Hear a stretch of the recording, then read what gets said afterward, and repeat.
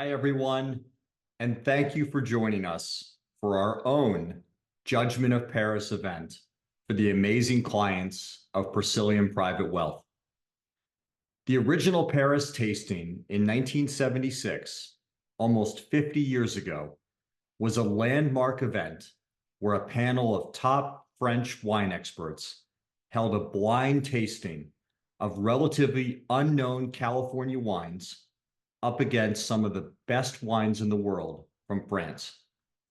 The results shocked the wine world as the experts chose California wines over French wines for the very first time.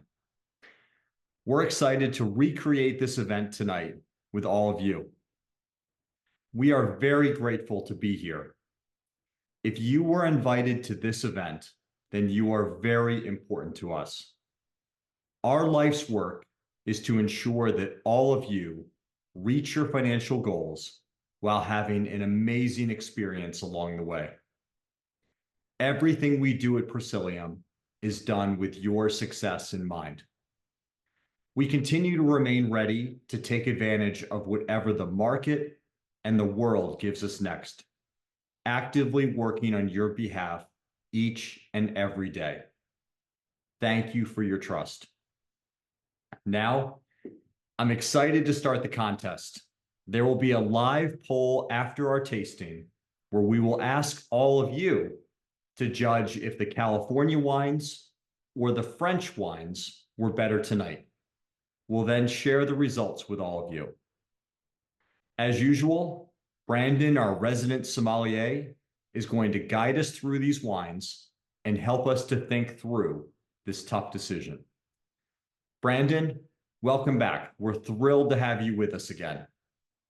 Thank you, Jerry. I'm thrilled to be back. And this particular tasting that we put together is really exciting to me. I myself don't often get to do this in such a kind of intentional manner. Of course, we can't replicate every aspect of the Judgement of Paris, but I'm going to tell you, we got pretty close here. And so we're going to learn a lot about these different regions. Probably a lot of us in the crowd have their ideas of what French wine should taste like and what California wine should taste like and what favorite you might already have walking into this tasting. One sort of thing I challenge you to do is try to put some of those preconceptions behind you or put them on pause, because I think these wines are going to surprise you in really intriguing ways, like one way or the other. Know that these wines are going to continue to grow throughout these tastings, throughout this tasting. And so if you try it once, then absolutely try it again. We're going to start with the white wines, as you would in just about any other tasting if it's Chardonnay versus kind of a Bordeaux-like blend. But make sure you keep on tasting these wines. They will change. They will change in comparison to one another. This is a really fun, adventurous tasting, and it is super interactive. Know that you do not need to have any knowledge walking into this. If you've never really had Burgundy or don't really have a great grasp on Burgundy, that's totally fine, because that will be the white wine. If you haven't had Bordeaux before, know that actually both of these places, both Burgundy and Bordeaux, are supposed to make wines that are a little bit more mineral driven, a little bit earthier, a little bit more, as the French would probably like to think, refined. And I tend to agree that there's an elegance and refinement that is associated with a lot of French wines. However, these California wines are pretty impressive. I think they're going to pop out in different ways, and I think they have some really nice bones. So I think this is a representative tasting. Again, we are going to start with the white wines. In this case, we're going to start with the Santa Barbara Au Bon Climat, which is basically old school, about as old school as you can get for Santa Barbara in many ways. Cheers to all of you, first and foremost. As you're tasting, as you're sipping, make sure you smell the wine. That's super important. A lot of what you are going to taste is actually on the nose. So spend a little bit of time kind of swirling your glass, understanding the aromatics, kind of breathing with it a little bit, and really allowing it to open up. If you just cracked this, I guess two of these, we'll talk about the two, why there's two twist off enclosures, because that's a kind of a big thing in wine too. But if you just popped this open, then know that it's going to grow a lot. So give it a nice swirl. Before we get into this, though, I thought it might be a good idea to talk about the first Judgment of Paris. As Jerry already commented, there was the wine Judgment of Paris in 1976, which we'll talk more about, of course. But the other Judgment of Paris is from Greek mythology. And the Judgment of Paris was a contest between the three most beautiful goddesses of Olympus, Aphrodite, Hera, and Athena. And the prize was a golden apple addressed to the fairest. The story began with the wedding of Peleus and Thetis, which all the gods had been invited to attend, except for Eris, a goddess of discord. When Eris appeared at the festivities, she was turned away, and in her anger, cast the golden apple amongst the assembled goddesses addressed to the fairest. Three goddesses laid claim to the apple: Aphrodite, Hera, and Athena. Zeus was asked to mediate, and he commanded Hermes to lead the three goddesses to Paris of Troy to decide the issue. The three goddesses appearing before the shepherd prince, each offering him gifts for favor.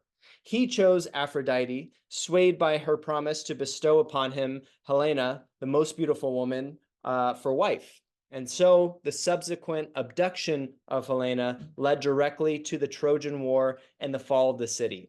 I think that's interesting simply because of that last part, led to the Trojan War. So really, what we're doing, I mean, of course, the stakes aren't as high in this particular tasting, but the stakes were high in the Judgment of Paris wine tasting. The stakes were incredibly high. And it's interesting to note that they decided upon, probably someone decided upon, this Greek mythological background, understanding that California was going to kind of erupt onto the scene. Previous to this, if you asked anyone in the wine world, previous to 1976, who's going to win, California or France? Everyone, nearly everyone, would say that's not even a contest. Why would you do such a thing? That's silly. Of course, France is going to win. France has been around forever. They're the old world. They've been around for hundreds of years. How could they not possibly win, especially when California is a relative newcomer? When you look at a lot of these estates, that the California estates that were competing, their founding years are like early 1970s. And this contest is in 1976. So there's not like a lot of time they had before this to really prep, to really understand how well their vineyards perform and how they perform. There wasn't much. So of course, you think France is going to win. An Englishman, Stephen Spurrier, put this first 1976 tasting on himself. He had a wine school and a wine shop in Paris, and so they picked a whole bunch of judges, the best tasters. And what I think actually happened, this was a blind tasting, so they didn't know the actual labels or anything like that were being poured. I think this became somewhat of a psychological event. I think a lot of the tasters were trying to figure out in their mind which was the French wine, and to award that one the highest award, the highest score. And I think that probably messed with them a little bit. Blind wine tasting is always a psychological activity. You never know how your mind is going to kind of twist and warp what you're tasting.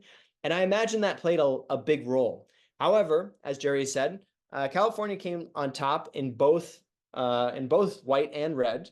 And we actually have, with the Clos de Vol, the Clos de Vol was in the original tasting for California Reds, and it ranked quite high. I believe 6 or 7. I'll go over the rankings a little bit later. So we're in good company tonight, absolutely.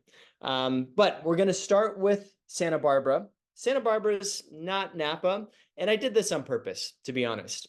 I think Santa Barbara is the new Napa, and I think Santa Barbara deserves a sort of its own place in the spotlight. And I think we should all be paying attention to it. I also think, and this is maybe even more of a reason why I brought it, I also think Santa Barbara is making wine closer to Burgundy, to France, than a lot of Napa estates, at least for their Chardonnays. I'm not going to say the same with the Reds, because I think the Reds from Napa really have a close similarity to Bordeaux Reds. But for the white wines, I do find that there is this kind of comparison that's pretty easy to make when it's Santa Barbara Chardonnay. So that's why we're drinking that. You'll see that there is a relative big difference from Napa all the way up here in what we call, at least from Californians, Northern California. And really, Santa Barbara is almost south, maybe just above Southern California. Santa Barbara is so close to the ocean that it gains a lot of those oceanic elements, and that influence is really felt in the wine. So if you're tasting this wine, if you're smelling this wine, you oftentimes have this kind of sea breeze, salty, salinity, kind of end note or accentuation in the back end, and that's purposeful. That's because the ocean is supposed to play a role in this wine. You get that? Do you get that in Burgundy? Would be a good question.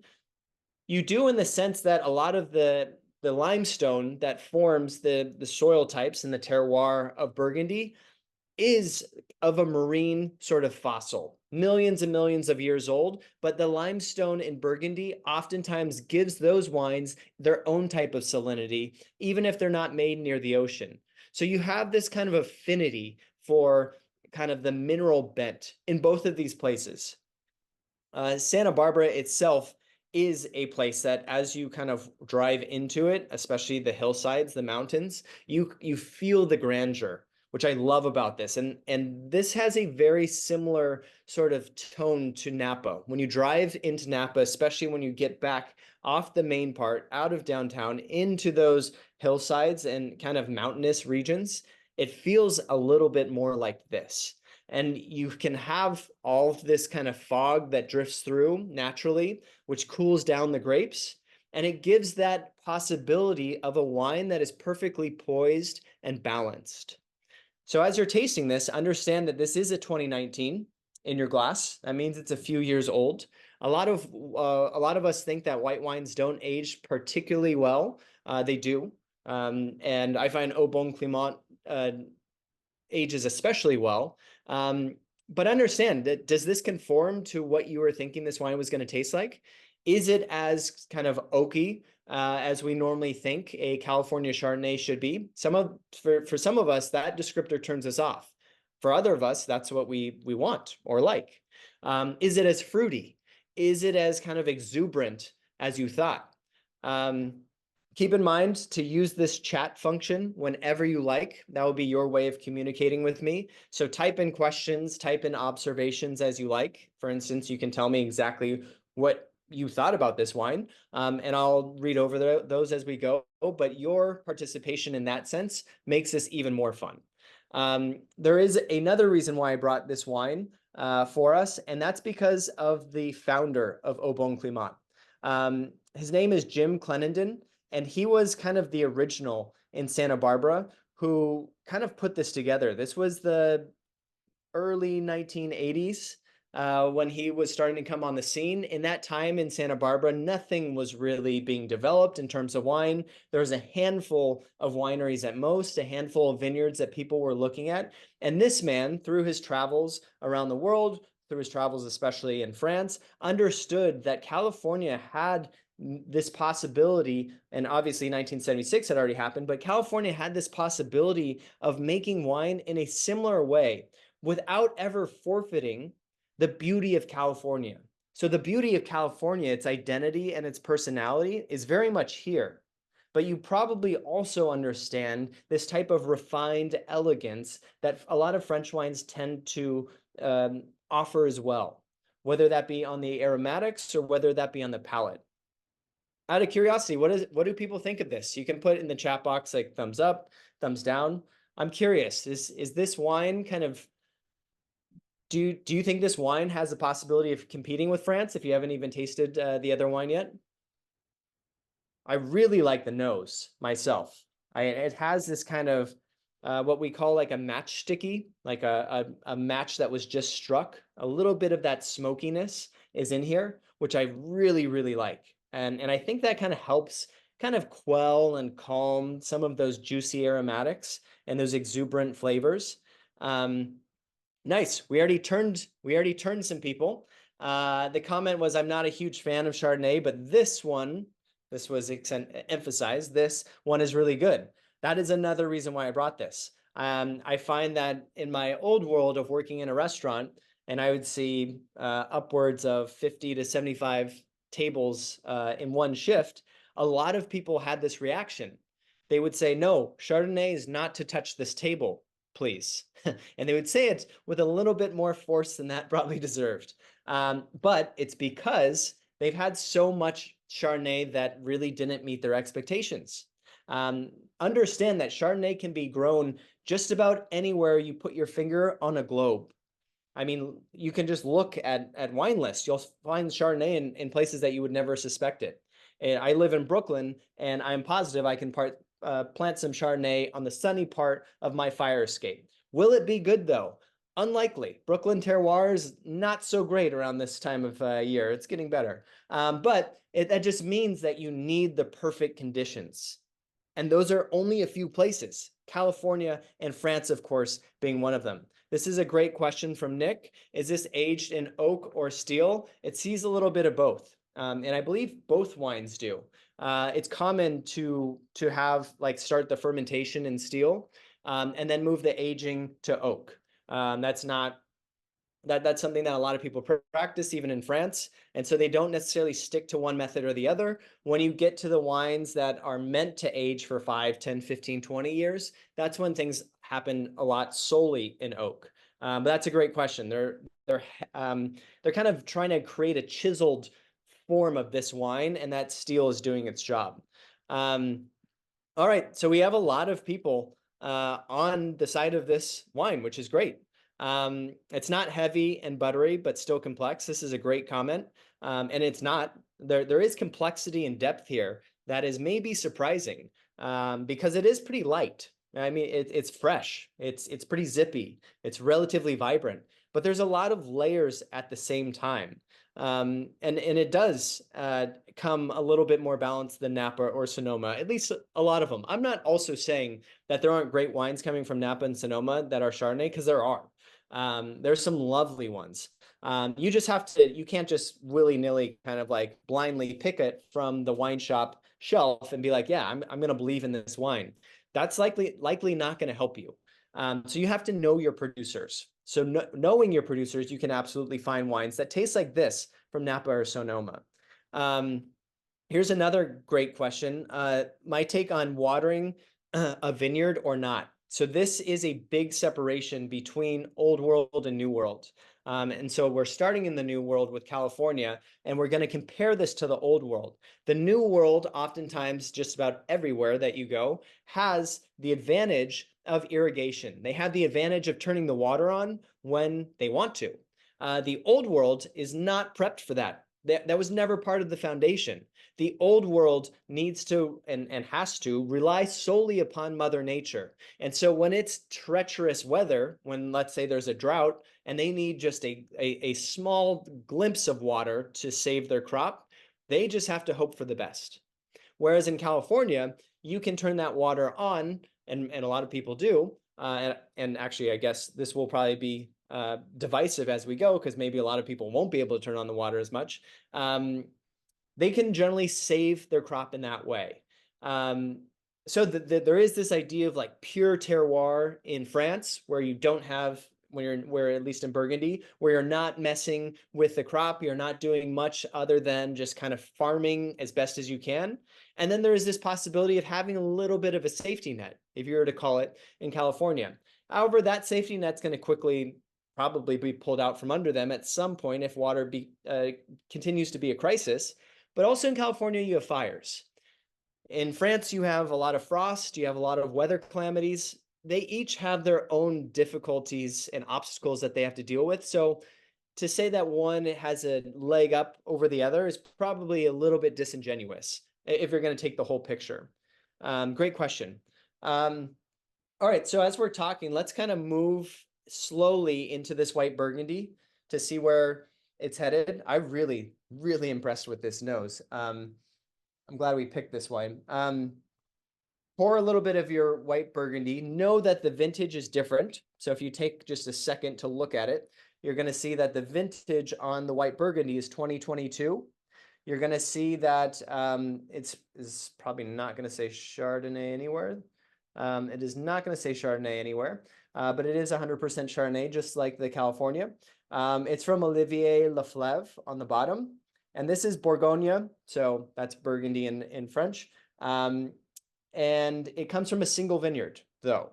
Whereas our Aubon Climate was a blend of different vineyards, kind of showcasing the region as a whole. The Burgundy is going to be a little bit more specific. It wants to show off just a specific identity of Burgundy. And we're going to notice a lot of different things. So take a second or two to smell it, to taste it.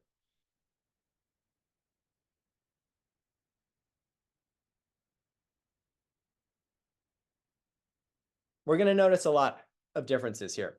And all of those differences are good, keep in mind, because these wines, part of the Judgment of Paris and part of my favorite part of kind of like understanding how this pans out is to celebrate the differences between California and France.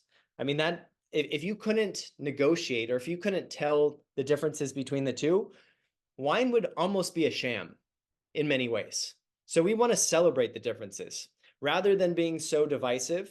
I think it's more fun to say like, oh yeah, I can see why California's Santa Barbara was kind of like right next to the ocean and some of that had an influence. I can see why this Burgundy that's in the glass has a little bit more oomph. It might be a little bit more sophisticated because guess what? There's definitely more oak on this wine. Can anyone tell, if you can tell that this wine's oakier, let me know. It's a different type of oak, but it's oakier. Again, Burgundy is in the middle, not the middle, but nearly in the middle of France. It's certainly east quite a bit. Burgundy's a small swath of land, currently the darling child of the wine world. I've never seen prices explode like I've seen them in Burgundy. I think when I was buying wine pre-pandemic for restaurants, the same wines, and a lot of these wines I was pouring by the glass because I was enjoying these producers. A lot of them no one had heard of, and they were just coming to the States. Those wines now cost upwards of $500 to $800 a bottle. And those were wines I was pouring by the glass. So this is wild. Burgundy is a very difficult place to traverse.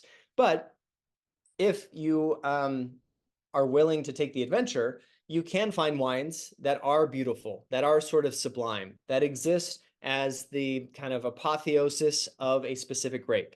In Burgundy, that would be Chardonnay or Pinot Noir, because they really just work with two. What does everyone think of this wine?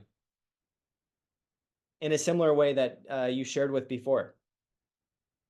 Imagine these wines being put right next to each other, right? And you can go back and forth, or I mean, you're allowed to bring 2 glasses to the show also. So if you need a second to grab that, go grab it. What do you think when these wines are pitted next to each other? Can you tell that difference immediately?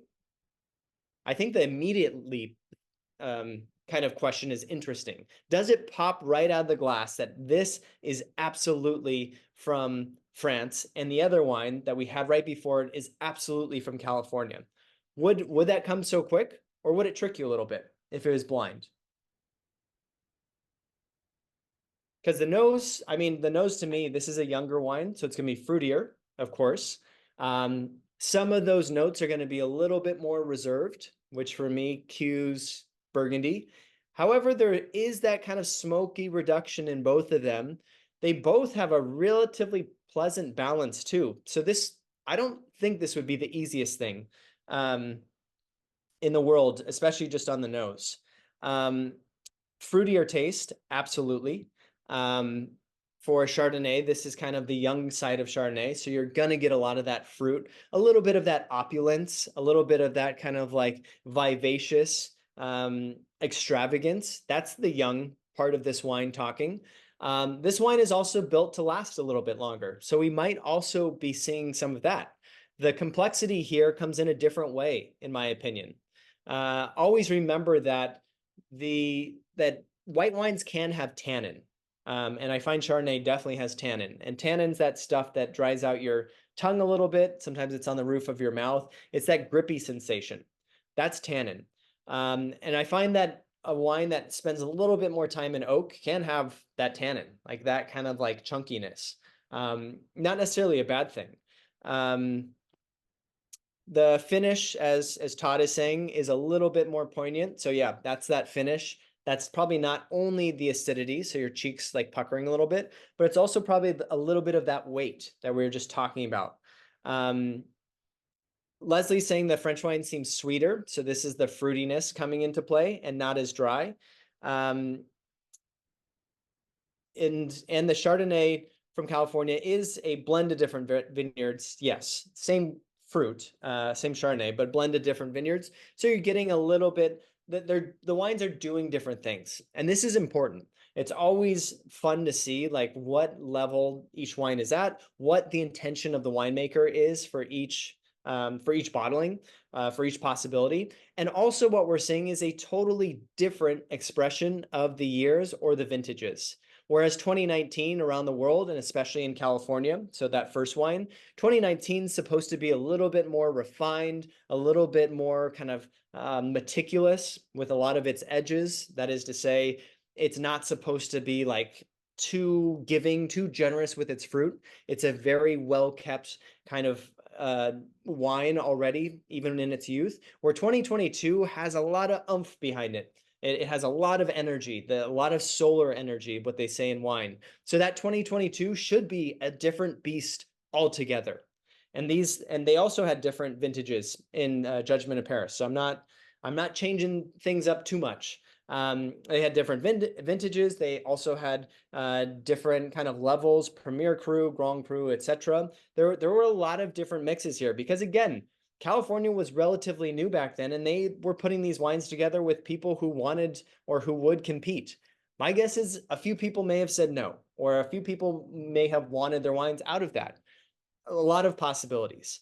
It was kind of a scrappy, not super scrappy, but it was kind of a tasting that was not on this crazy, even though it went pretty well, this crazy professional level. I mean, this was one person putting it together, doing a very good job, putting the right people together. But there's a lot of different things that could have gone either way in the original one.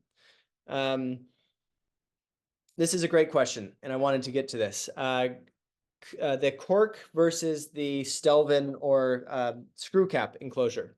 So the screw cap enclosure does two different things. It keeps the wine more fresh. As you can imagine, the oxygen exchange with the screw cap versus a cork is going to be different. However, I find the screw cap helps the wines age better. And I've done a lot of experiments buying wine at auction, buying and testing wines that are 5, 10 plus years old, and then looking at the correlative with the cork in it.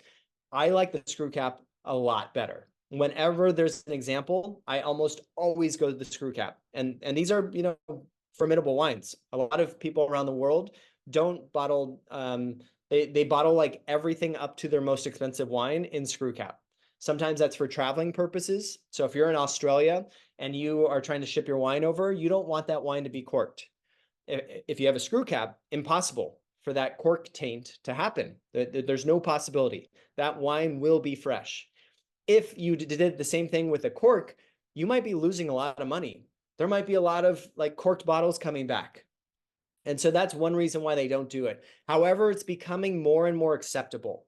For a long time, no one wanted to be served at their table a bottle of wine, and then the sommelier just kind of twists off the top and then pours it, as opposed to kind of like this whole song and dance of opening the wine with a corkscrew and all that stuff. It's a different performance for sure. At the end of the day, though, my preference is almost always, at least for white wines, almost always screw cap. Almost always. So there is a big difference. Are we tasting like a qualitative difference? In my opinion, no. We are not tasting that. We are simply understanding different intentions with the winemakers. We're definitely understanding that. The Olivier Leflevre, this is a great question from Pascal. Olivier Leflevre is not nearly as well known as the other Leflevre. There's two Leflevres, as there always are in Burgundy, or many more than just two. Two Leflevres. One Leflevre is very well known and relatively expensive. Their beginning bottles cost 100, 150 retail. Olivier Leflevre, though, is not as well known, maybe getting up there, but very, like, in terms of the cost, very approachable, very fair. So you can find this for sure. I can help you find this if you need help. It is findable.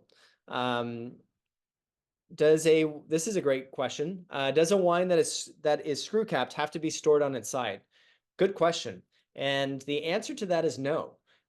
Simply because you're storing a wine on its side, so it has contact with the cork. It's keeping that cork in such a condition to keep everything as sort of cut off from oxygen as possible, because you want that cork in good shape. That's protecting everything. As soon as a wine starts seeing oxygen, it kind of slowly dies. That's its evolution, its decay, its entropy. And so with the screw cap, you don't have that. Obviously, you want to make sure the screw cap is intact, but you can store it up because of that. Good question. Something I actually just thought about. Shouldn't admit that out loud. So this screw cap, years ago, winemaker. So this is also a good point. The comment is, years ago, winemaker told me a screw cap wasn't for aging, but for ready to drink wines.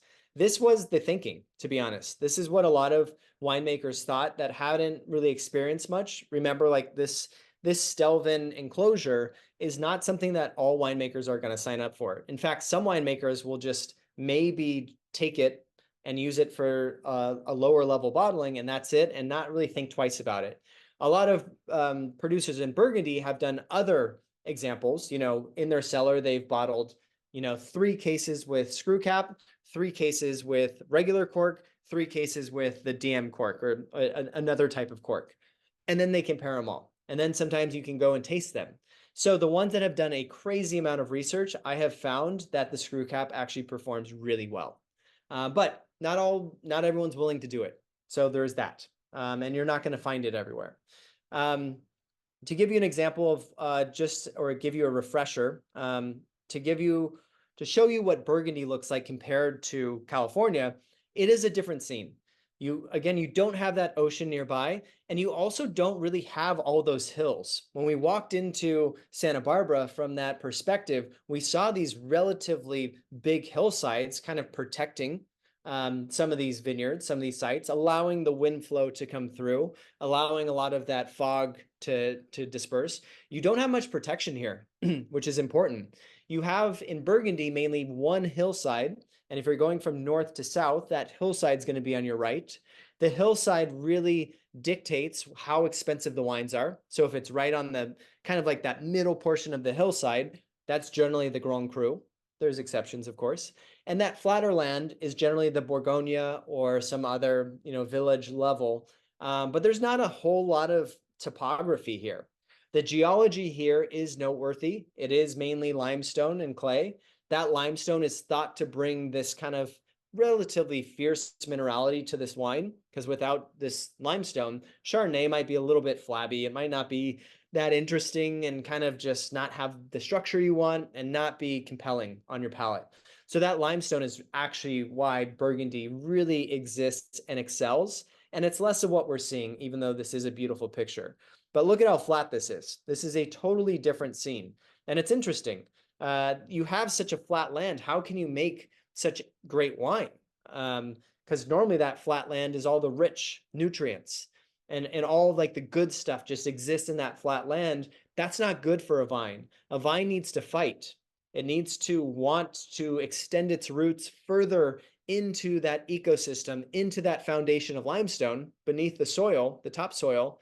And to make it do that properly and in a healthy way, you need to make it fight. It needs to look for water. It needs to look for food. That flat land does not provide that need for fight. The flatland just makes these vines kind of grow outward, or at least the root system, and it doesn't always make interesting wines. Start thinking in your mind right now, which of these wines are you, and we're going to ask this question again, which of these wines for you are you placing on top? And because we're not professional, at least not all of us are, I'm not, professional blind tasters or professional wine tasters in our normal daily life, let's talk about the wine that we like the most, as opposed to this sort of objective ideal, which I don't really think exists. But which wine are you going for between these two? It might change by the end, and it's allowed to change, but just kind of think about that. Think about which one kind of makes the biggest impression on you. and which one you want to drink again, which one you're looking forward to drinking again. There is an ageability factor here no matter what. The Burgundy, I think, is meant for longer aging. There's a few ways I can tell that. So there is that. But not all of us want to wait that long to drink the wine, right? Our life is moving pretty fast. Do we have 2 or 3 years to wait for this white wine to age? Not everyone. Some people, that's the hobby and sport, but others, it's not. So also keep that in mind. Today, which wine of these do you want to drink? I think that's the question. Debbie's got a great question, and I'm going to answer it. But let's pour next. Let's switch it up for this next one.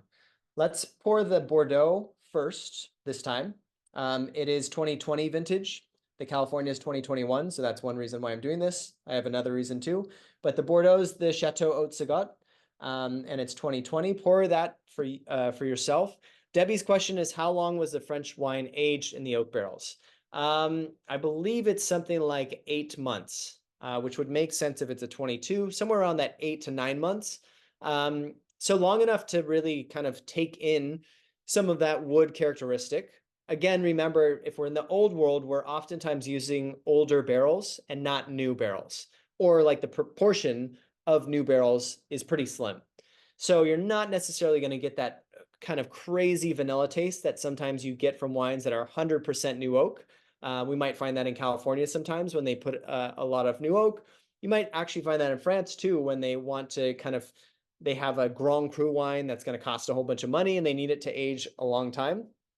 One thing they'll do sometimes is put a lot of new oak on there, knowing that someone's going to drink it far later in life and that stuff will integrate. But by and large, these barrels have been used, and so they're not going to push their own characteristics on the wine too much. All right, Chateau Haute Sagot. This is an old school Bordeaux producer, which I think is the right producer to bring to this. Just smelling it, does anyone know which bank this is coming from? Which side of the river? I kind of thought I knew immediately, but I'm not sure. So we'll go over this too, but the left bank is going to be Cabernet dominant, and the right bank is going to be Merlot dominant. So the left bank is going to be, you could almost say traditional, but that's not the right way to view this. But the left bank is going to be that Cabernet Sauvignon with a lot of that kind of boisterous fruit presenting itself immediately, kind of more dark black fruit, red fruit, maybe some of the cigar box tones, even though those can kind of come in both places, but it should have a little bit more of assertive structure. The right bank is oftentimes a little bit softer, a little bit more fresh, a little bit more kind of immediately appealing because it's not so harsh. And it's oftentimes a Merlot blend. I'm wondering if you can catch which this is just by tasting it. But these are the two banks of Bordeaux. And neither is the correct answer in terms of which is your favorite, because there's always these exceptions. For instance, on the right bank, which is primarily Merlot, you have Petrus, one of the top estates that exists in the world and has existed in the world, interestingly enough, is not in the Judgement of Paris tasting. But you have Petrus, and that is 100% Merlot, or just about as close as you can get. You also have wines on the left, so the Cabernet side, that don't always use Cabernet dominant blends. Sometimes there's Cabernet Franc, sometimes there's Merlot, sometimes there's other stuff. So these rules have a lot of exceptions. What I love about the right bank, and if you haven't figured this out yet, this is right bank wine. What I love about the right bank is that it is always kind of like, it invites you in a really nice way. The structure isn't too massive. There's always a lot of flavors going on that you can kind of actively taste. It's not too wound up.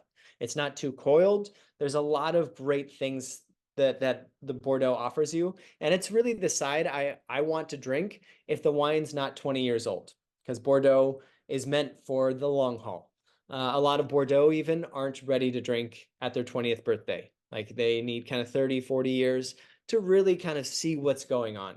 Again, that's a long time. It's impressive. I mean, Bordeaux, especially red Bordeaux, are the wines that can go that 100-year mark for aging or past it, but you need to be patient with it. You need to really have like an off-site storage where you never touch these bottles because it will be too tempting. It'll take quite a while. But the right bank also today offers some of the best value in wine, period. So if you like Bordeaux style wines, if you like old world blends that are kind of more Cabernet, Merlot dominant, look for Right Bank Bordeaux because you will be astonished at the pricing. I think it's some of the best, especially if you can collect it for up to 5 years and then crack into it. It will compete with a lot of bottles on the table that cost far more. What's everyone's impression of this? What do you think? Is this what you expect when you drink Bordeaux?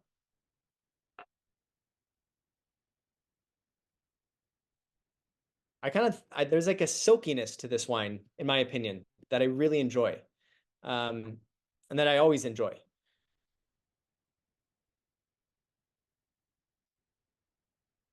Wrong bank, lovely wine. So Debbie said she was going left, and it's actually right. So that left has a little bit more.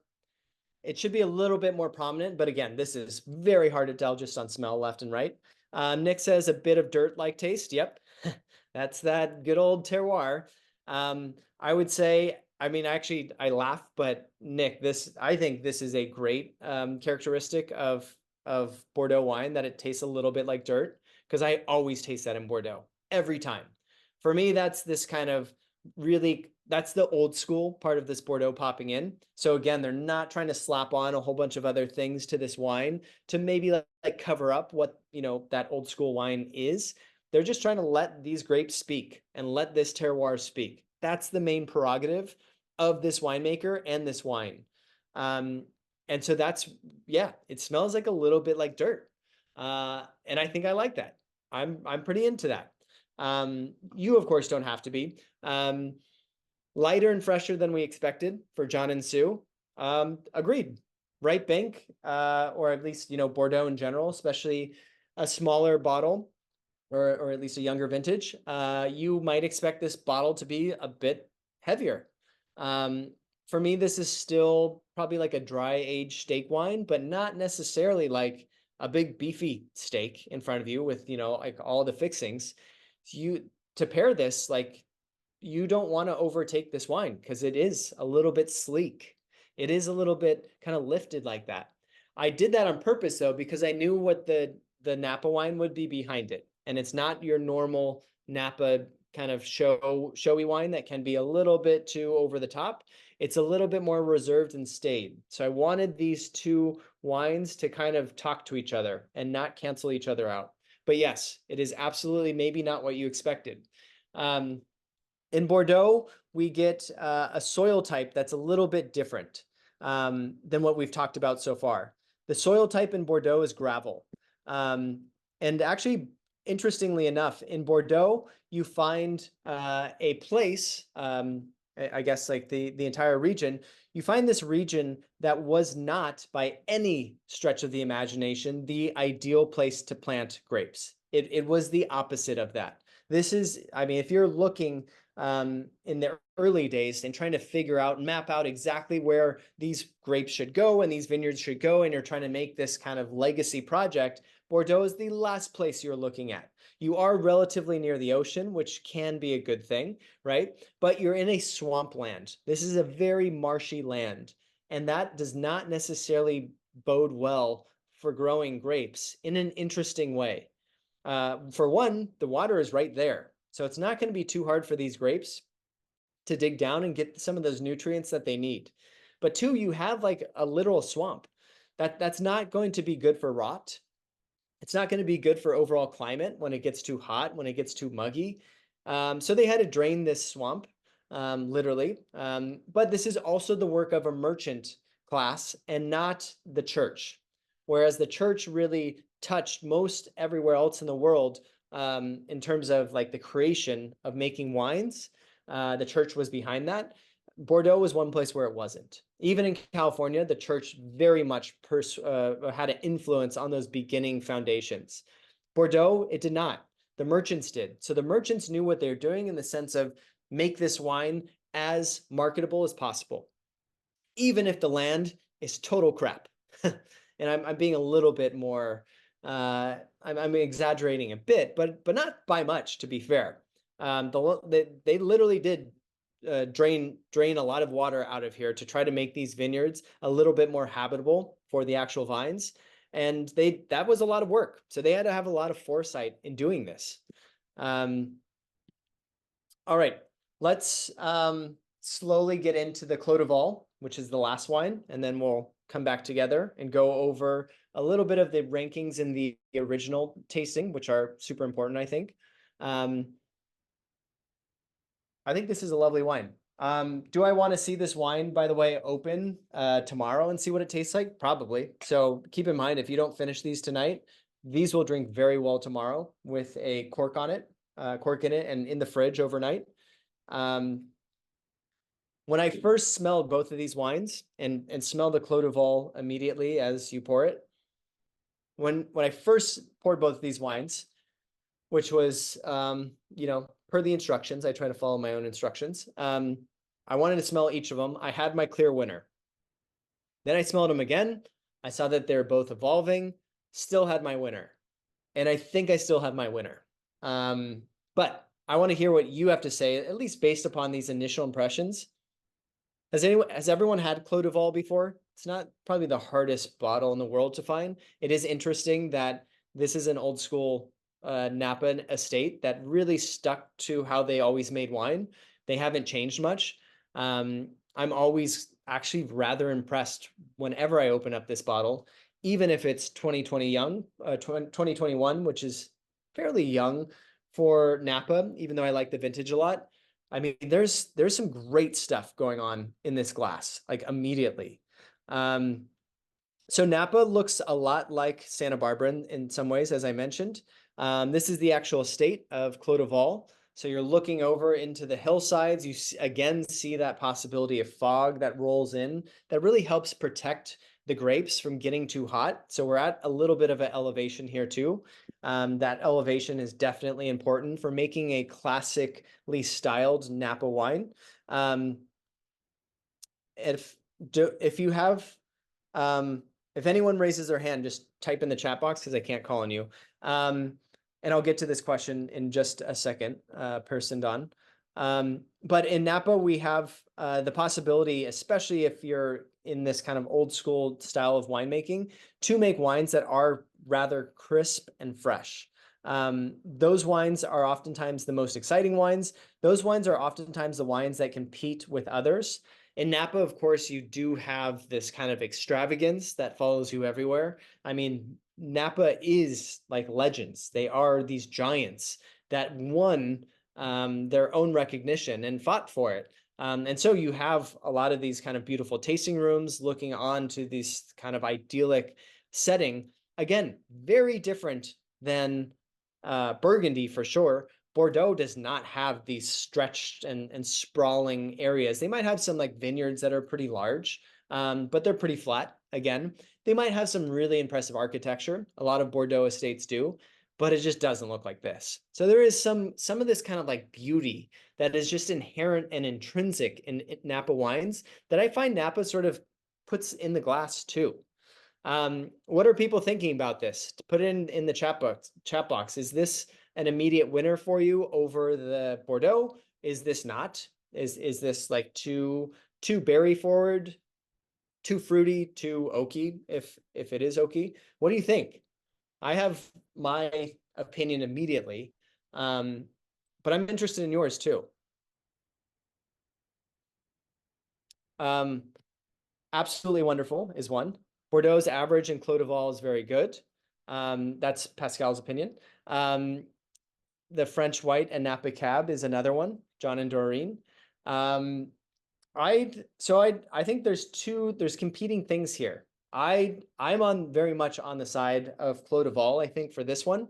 It's all coming together and drinks so well at this stage. And I think what happens to Bordeaux is it needs a lot longer. Even if we like found the perfect, Bordeaux, let's say it was 15 years old in a half bottle, which that is probably impossible, but might exist somewhere. Even if we found the perfect Bordeaux, it also needs a little bit of time to open up, and you don't know how long that's going to take. Sometimes you have to decant it. Sometimes you have to give it like a lot of air just to kind of cajole it and get it out of its sleepy state. That is something you have to work with in old world wines, no matter what.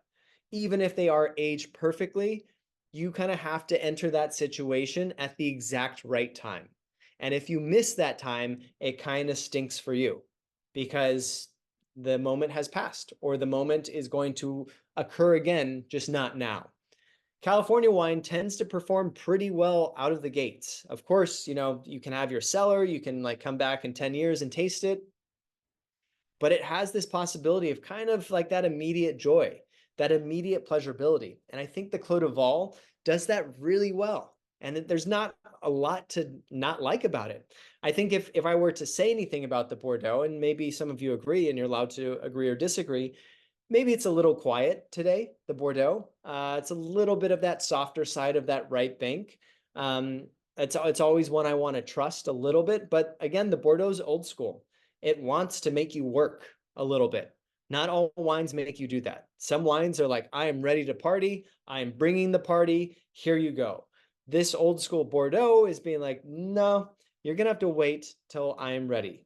And that can be a little frustrating, but it can also be some of the most beautiful moments of wine. So it depends which way you want to go. Okay, so the Clos de Vol is a little sweet for some, which is also very fair. You're going to find not necessarily more sugar, but you're going to find more ripeness in these New World wines. So the New World brings that kind of juicy fruit, which sometimes feels like sweetness, while the Old World kind of goes the opposite. They're picking their vines earlier, and they don't want that juicy ripeness. So as we go over the original rating system, I want you all to figure out what you thought in this tasting, which probably shouldn't take you that long. I want you to go with your instinct, though, and your gut and what you liked, not what you think you should like, because there's always this. Perfect timing for this poll. So do what you want and not what you think is the right answer. There actually are no right answers. And we'll see who wins here. I'm actually very interested myself. We'll see who wins here. And while we're seeing who wins here, why don't we go over the original results? The movie Bottle Shock is, of course, about the Judgment of Paris. You can all watch that if you haven't watched it already. But for the white wines, there's also, by the way, we're also going to talk about quickly the 2006 Judgment of Paris, which happened also.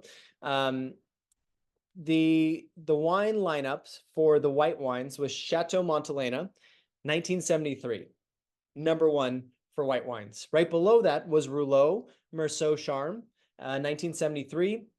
The difference in these prices are probably pretty significant today. Of course, Chateau Montelena should be a pretty hefty bottle for winning, but Rouleau is a very expensive wine. By all intents and purposes, Rouleau probably should have won that on paper. But if you look even further down on the white wine list, you'll see that Chalon Vineyard, another American, 1974, Spring Mountain Vineyard were the next two. And then it kind of went France, America, France, America. With only one Grand Cru, right? Yep. One Grand Cru was on there. And then there were some Premier Crus. And then, of course, California doesn't have the same system. So California just had what they thought their vineyards should be, their blend. That's what they brought to the table for the most part.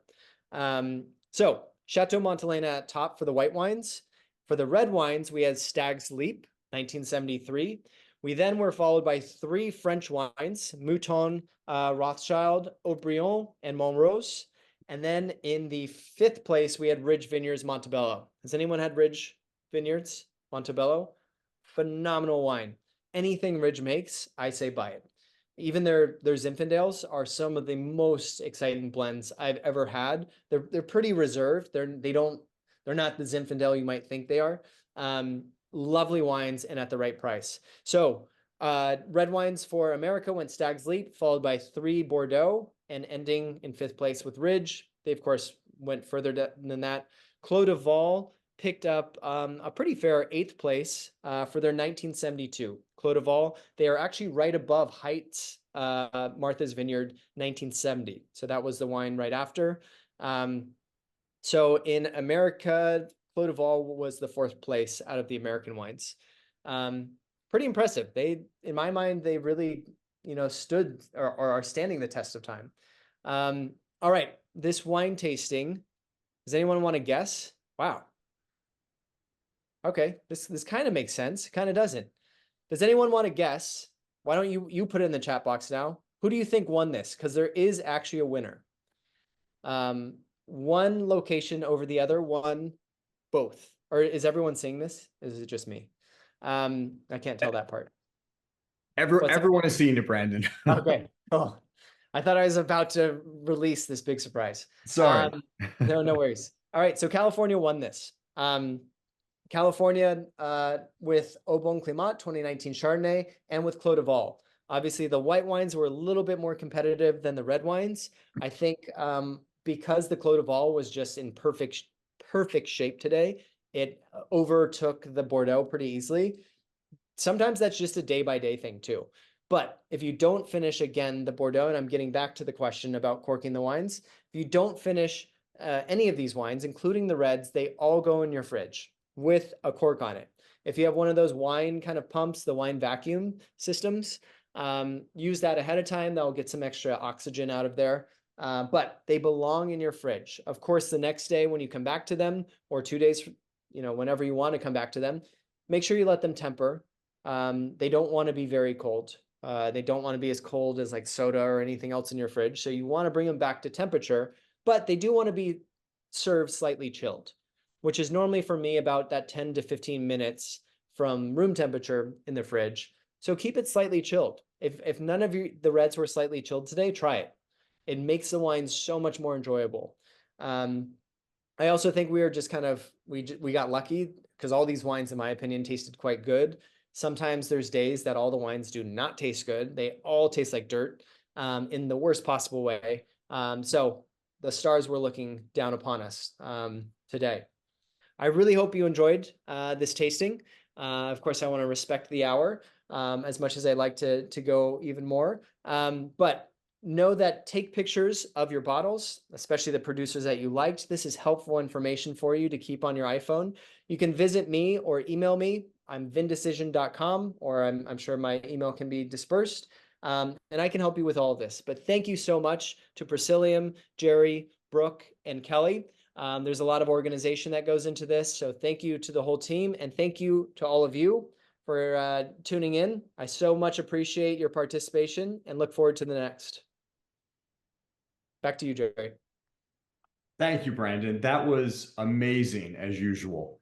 I really learned a lot. And once again, your presentation was excellent. That was also really fun to vote with all of you and do our own Judgment of Paris tonight. And once again, California won. Thank you to our wonderful clients for joining us. We've really enjoyed spending this time with you, and we'll continue to remain focused every day on reaching your goals. Next up, we have a chocolate tasting planned for all of you on May 16th, and then a very special event at the Phillies ballpark for lunch and a private tour on June 6th. We hope that all of you can join us. Good night, everyone, and I look forward to talking with you again soon.